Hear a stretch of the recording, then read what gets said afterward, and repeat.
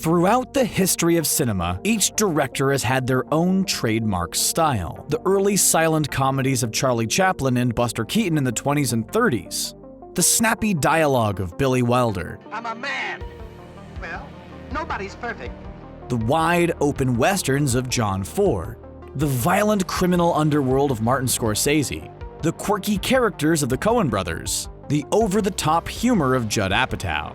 The tension and rapid-fire profanity of Quentin Tarantino. Along with style, several films have established their reputations by playing with their audience's expectations. These twist endings set up the audience to expect the story to turn one way, only to pull a U-turn and swerve the story in a completely unexpected, but still internally logical direction. From the heartless Charles Foster Kane's sentimentality over a childhood sled on his deathbed in Citizen Kane, to a woman faking her own death in Gone Girl, twist endings can leave audiences either fascinated by the director's skill or frustrated by the lack thereof. One modern director who has made the twist ending into his own personal brand is M. Night Shyamalan. From horror to sci-fi to superheroes, Shyamalan has put his own twist on the twist ending. At times, he's created instant classics that still spark discussions among film buffs to this day. Other times, not so much. For more than 2 decades, Shyamalan has subverted his audience's expectations in both good and bad ways. Please be aware that since we'll be talking about Shyamalan's trademark twists, there will be spoilers.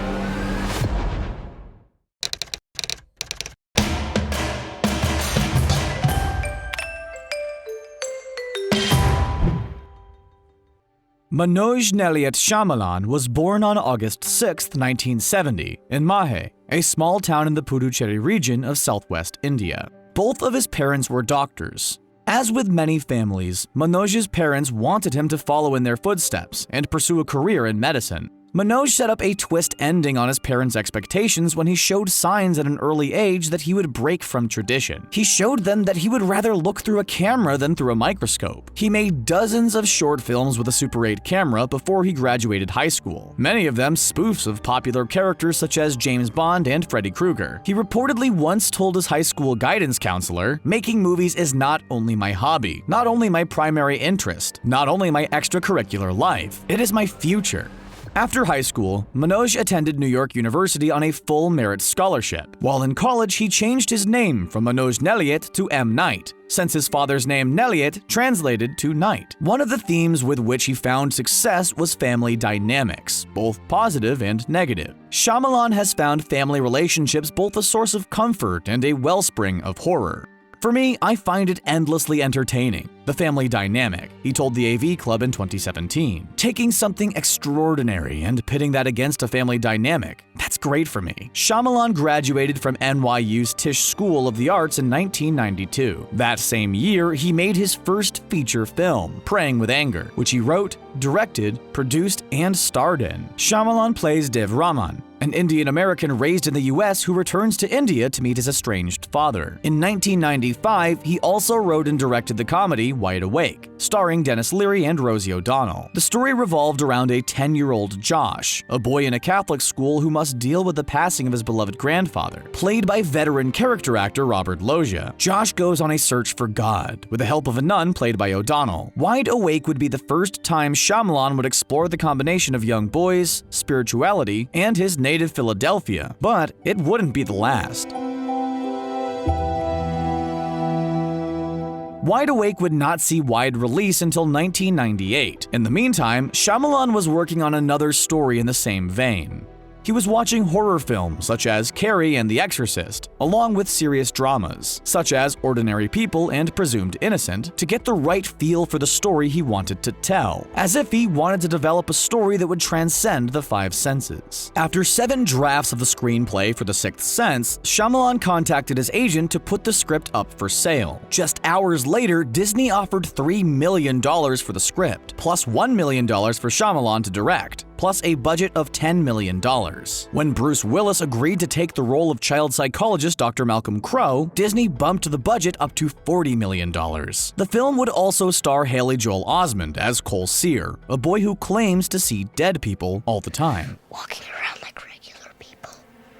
The film would include many of what would become Shyamalan's trademarks: the use of reflections to show characters in a distorted light, the symbolism of the color red to signify danger or evil, the technique of tight close-ups to heighten tension, and the close relationship between Cole and his mother, played by Toni Collette. Also, much like Hitchcock before him, Shyamalan would also appear in cameo roles in his own films. In The Sixth Sense, he played Dr. Hill, a doctor who examined Cole after an accident at a birthday party. And of course, the type of twist that would become his trademark. While Cole and Malcolm have been talking through most of the film, Malcolm has actually been dead ever since the opening scene. The Sixth Sense premiered on August 6, 1999, Shyamalan's 29th birthday. And what a birthday present! The film would go on to make over $290 million in the US alone, and another $380 million overseas. Shyamalan would also win critical praise along with 6 Academy Award nominations, including Best Picture, Best Supporting Actress for Toni Collette, Best Supporting Actor for Haley Joel Osment, and Best Director and Best Original Screenplay for Shyamalan. Although the film did not win any of the awards for which it was nominated, it still stands as one of the classic psychological thrillers in cinema history. Not only did the film have one of the greatest twist endings of all time, it also launched Shyamalan's career as an A-list director and screenwriter.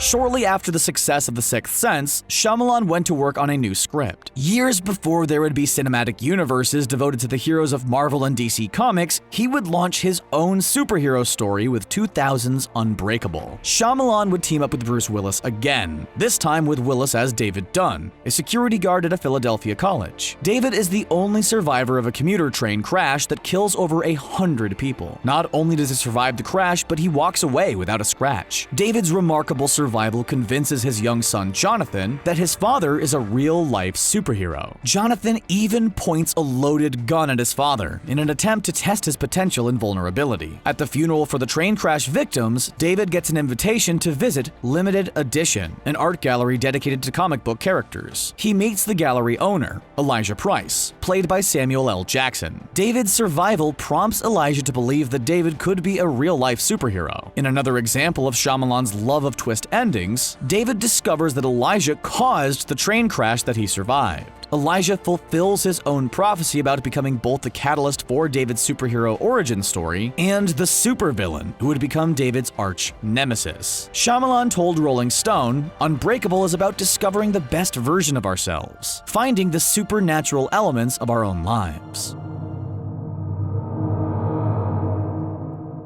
Shyamalan would move from superheroes to aliens with his next film, 2002's Signs. In another instance in which a Shyamalan character searches for God, Minister Graham Hess, played by Mel Gibson, loses his faith after his wife dies in a car accident and leaves him to raise their 2 children. Graham's younger brother Merrill, a failed pro baseball player played by Joaquin Phoenix, lives with him and the children on their Pennsylvania farm. Things start to get weird down on the farm when the family discovers their corn stalks crushed into crop circles. News reports with fuzzy images of lights in the sky and predatory aliens prompt Merrill and the kids to fashion their own aluminum foil hats to keep the aliens from reading their minds. So they think. Signs also features many of Shyamalan's trademarks, including reflections on TV screens, close family connections, and another cameo by the director, this time as the driver of the car that killed Graham's wife. While the film attained a cult status with lines like "There's a monster in my room," "Can I have a glass of water?" and "Swing away, Merrill," it didn't have the same impact as Shyamalan's earlier works. Also, the twist ending, "Water gives the aliens acid-like burns," made little sense. After all, why would aliens invade a planet that's nearly 3/4 water if water is poisonous to them? Also, the twist failed to capture the audience's imaginations the same way that those in Sixth Sense and Unbreakable did. By this time, audiences at Shyamalan films were no longer surprised by the twist ending. In most cases, they came to expect it. When the twist failed to deliver, as it did in Signs, it reflected badly on Shyamalan as a writer and director. However, instead of dropping back and writing a more conventional story, Shyamalan doubled down and went for the twistiest twist he could twist. The Village revolves around the titular 19th century Pennsylvania hamlet, with a dark secret. When a blind girl played by Bryce Dallas Howard attempts to leave the village to find medical supplies, she discovers the village's secret. It's actually not the 19th century, but the present day. The village elders, including her father, hid their families away from the modern world. Again, Shyamalan would recycle many of his familiar tropes, including the red cloaks on the creatures surrounding the village. The village would earn Shyamalan some of the worst reviews of his career to that point. Legendary film critic Roger Ebert listed it among his most hated movies in 2005, along with such turkeys as Catwoman, Battlefield Earth, and Freddy Got Fingered. According to at least one source, not only did the twist lack any audience appeal, it may have also lacked originality. Simon & Schuster, publishers of the 1995 young adult novel Running Out of Time, claimed that Shyamalan's idea closely resembled the premise of the novel. Despite the similarities, the publishers chose not to sue Shyamalan or the producers. To say that Shyamalan didn't take the criticism of The Village well would be an understatement. He attacked his critics with his 2006 film, The Lady in the Water. Based on a fairy tale which Shyamalan wrote himself, the film involves the manager of a run-down apartment complex, played by Paul Giamatti, a water spirit named Story, played by Bryce Dallas Howard, and a struggling writer, played by Shyamalan himself. In the film, Story is looking for Author, the person who will write a book that will inspire a great leader to change humanity's future for the better. The film also features a former film critic who moves from his posh home in LA to a ramshackle apartment building in Philadelphia, who gets brutally murdered by a creature hunting for Story. The production was a mess from the start, as executives at Disney rejected the original script. Instead of using the studio's notes, Shyamalan left Disney due to creative differences. He took the project to Warner Brothers, who signed off on a $70 million budget. The film was a financial flop, with a worldwide box office total of just $72 million. It just barely made back its budget. Water failed with critics too. Michael Medved called it a full-out flamboyant cinematic disaster, a work of nearly unparalleled arrogance and vapidity. He also received a Golden Razzie for Worst Director. Lady in the Water was the first of his films not to feature the trademark twist ending, which may have been a twist in and of itself. However, the biggest twists of his career would come soon enough, and these twists would lead to a downward spiral. Shortly after the disaster of The Lady in the Water, Shyamalan would try one more time to recover the acclaim he had earned early in his career. In January 2007, he made the rounds with his new script, The Green Effect, which detailed an apocalyptic event that threatened to wipe out mankind. He shopped it around to all of the major studios, except Disney, due to the broken relationship he suffered with the studio after the debacle of Lady in the Water. After several rounds of notes and a title change, he sold the script to 20th Century Fox and was attached to direct. The Happening featured Mark Wahlberg as a high school science teacher caught in the middle of an ecological disaster in which plants would secrete toxins that would induce people to commit suicide. In a 2008 interview, Shyamalan cited 1960s paranoia thrillers, such as Alfred Hitchcock's The Birds and the sci-fi classic Invasion of the Body Snatchers as influences. The dark material would also make it Shyamalan's first film to earn an R rating. "I want people to be scared after watching the film," Shyamalan said. "It is my darkest and most Hitchcockian. They should be afraid of what they see." Unfortunately for Shyamalan, audiences weren't so much afraid as they were confused and disinterested. The Happening was nominated for 4 Razzie Awards, including Worst Director and Worst Screenplay for Shyamalan. Even the film's star Mark Wahlberg hated the movie. In November 10, he told Entertainment Weekly, "It. It is what it is. F***ing trees, man. The plants. It. You can't blame me for not wanting to try to play a science teacher." With his next project, Shyamalan would move from an R-rated original project to a live-action adaptation of one of the most beloved animated series of the 21st century. What could possibly go wrong?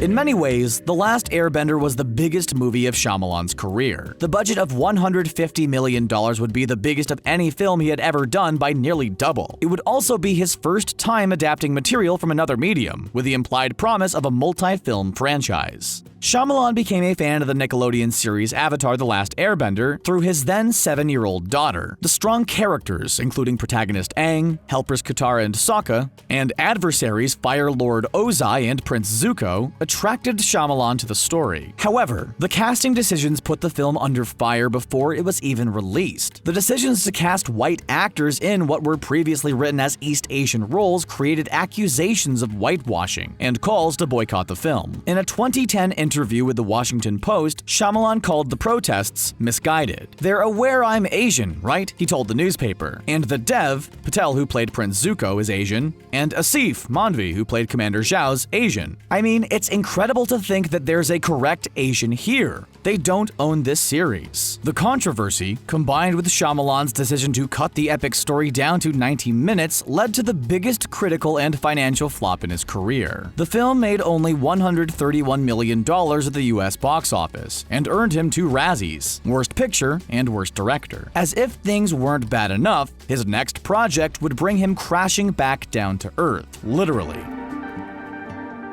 For his next project, Shyamalan would get his first chance to work with a fellow Philadelphian turned Hollywood superstar, Will Smith. The project, originally called 1000 AE, started when Smith called Shyamalan on the director's birthday in 2010. Smith pitched Shyamalan the project, based on a TV show Smith had seen about a father and son who survive a car accident on a deserted road. Smith also wanted his son Jaden to have a prominent role. "The chance to make a scary science fiction film starring Jaden and Will is my dream project," Shyamalan told The Hollywood Reporter in 2011. The story of After Earth involves a general in a far future army, played by Will Smith, and his son, a cadet in training played by Jaden Smith. When their ship crashes on Earth, the general's legs are crushed and their rescue beacon is damaged. The general orders his son to traverse the dangerous terrain and battle super predators to reach the backup beacon in the ship's tail section. The result was another critical failure. More than a decade had passed between Shyamalan's triumph with The Sixth Sense and his third flop in a row.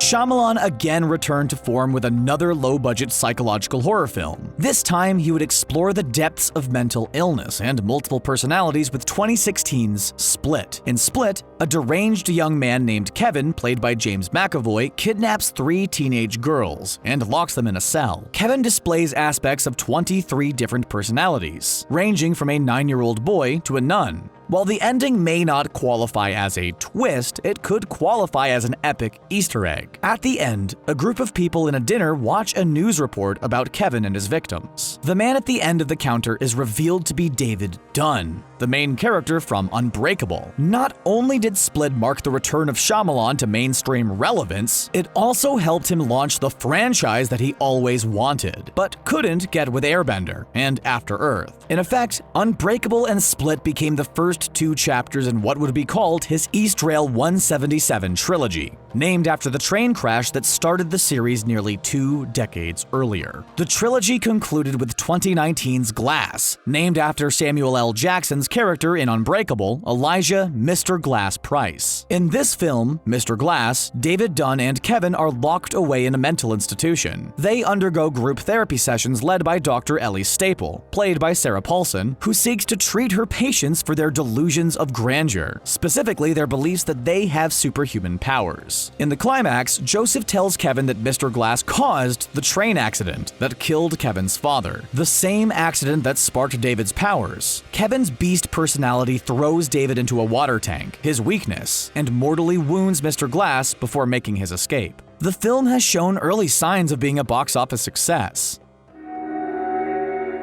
Many critics have described his best work as Hitchcockian, a tribute to the director of such suspense classics as Psycho, Rope, and Rear Window. His work with younger actors, including Haley Joel Osment in The Sixth Sense and Jaden Smith in After Earth, bring to mind Steven Spielberg as an influence. In another surprise twist, he credits director Spike Lee as a major influence. He cites Lee's book, Gotta Have It, as one of the reasons that a 14-year-old Shyamalan decided he would be a filmmaker. "If I hadn't picked up that book, I don't know if I would have been a filmmaker," he said. Lee was from the East Coast and had no family in the business. He just found the way to make movies, and somehow it demystified it for me. At 14, that was it. There was no way of talking me out of anything.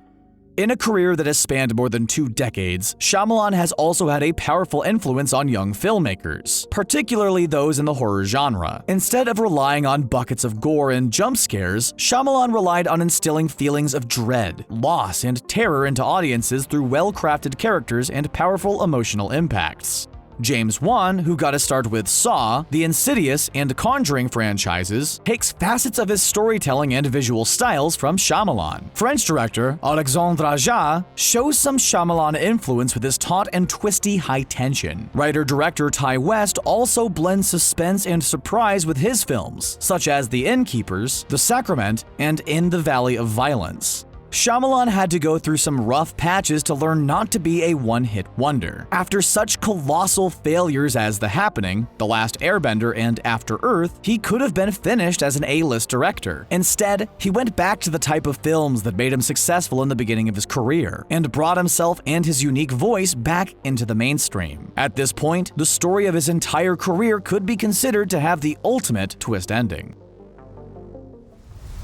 What do you think? Is Shyamalan the master of the twist, or are his films just twisted? What's your favorite Shyamalan movie? Let us know your thoughts in the comment section below, and don't forget to like, share, and subscribe to ScreenRant for more great videos just like this one.